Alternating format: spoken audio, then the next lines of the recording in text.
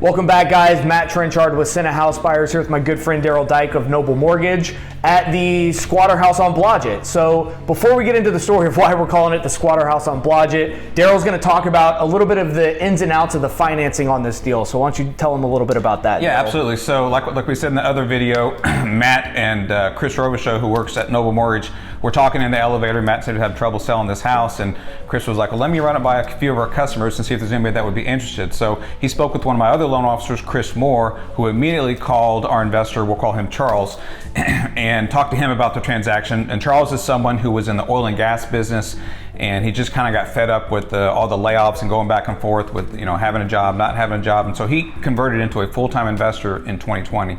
And so Chris Moore ran this by Charles. Charles immediately jumped all over the deal, and I believe we had it under contract the same day. Same day, yep. Same day, if I'm not mistaken. They had about a week to close. And so what the unique thing about this property is it's a duplex, first of all. So on the financing side, if you're not aware of this, buying a duplex can be a little tricky because sometimes it's tough to get comparables. And so when you go to get permanent financing, which is what Charles wanted to do, you have to make sure that there's other duplexes in the immediate area that have sold recently, similar size, similar condition, and all that sort of thing.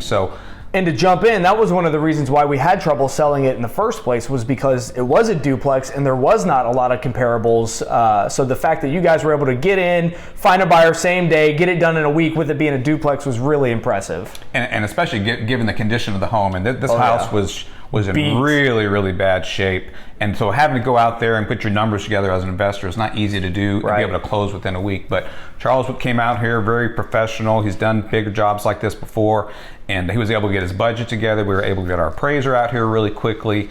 We were able to find comps in the area that were similar. I think the property appraised for $600,000 at the time, and we loaned Charles 75% because it's a buy and hold whenever you're buying and keeping the property as a long-term rental instead of the 70% typical flip financing. We actually loan as high as 75%, so that gives them an extra 5%. So that enabled him to gain a lot more leverage. So everything was going great. We got the appraisal back, title was clean, numbers look good.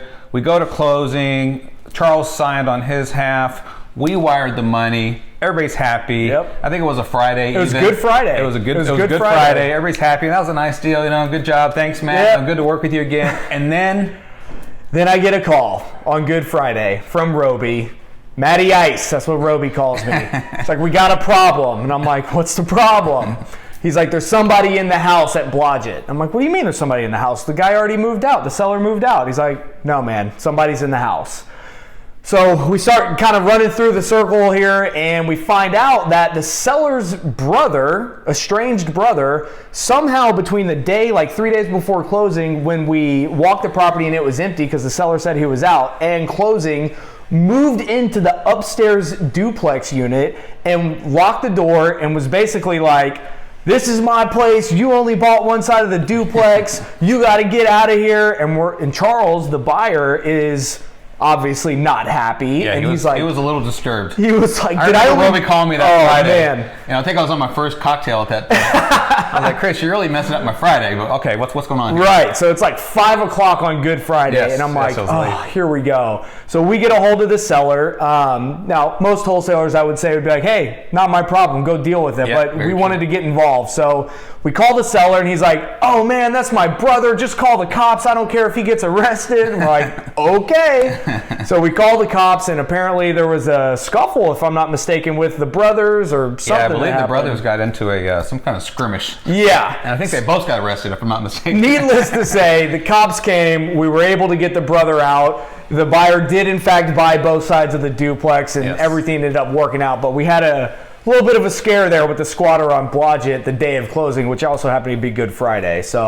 But we all work together as a team, which goes back to the relationship that we were talking about. Roby was getting involved, I was getting involved, my acquisitions person was getting involved, and we were able to get the problem solved over the weekend, which is hard to do, get anything done really Easter weekend. So kudos to both of our teams for being able to jump in and work together to solve that problem. Absolutely, yeah. So as you can see, the project right now is still under construction. They're getting very, very close.